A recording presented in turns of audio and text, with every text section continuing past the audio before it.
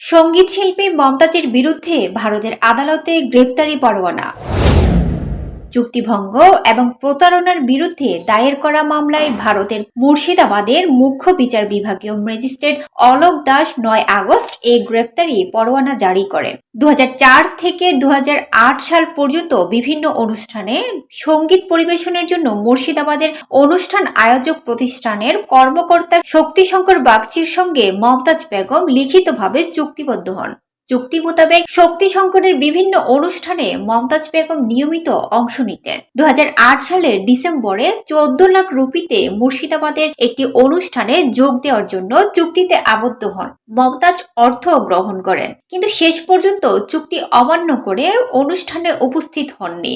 এরপর শক্তিশঙ্কর চুক্তিভঙ্গ ও প্রতারণার অভিযোগ এনে মুর্শিদাবাদের মুখ্য বিচার বিভাগীয় ম্যাজিস্ট্রেট আদালতে মমতাজ বেগমের বিরুদ্ধে মামলা করলে আদালত পরবর্তী সময়ে সমন জারি করেন। মমতাজ আদালতের নির্দেশ এড়িয়ে যান। এই মামলা শেষ পর্যন্ত কলকাতা হাইকোর্ট পর্যন্ত গড়ায়। হাইকোর্ট থেকে মমতাজ জামিন পাননি। আদালতে হাজির হওয়ার নির্দেশ দিলেও বিভিন্ন অজুহাত দেখিয়ে অনুপস্থিত থাকেন।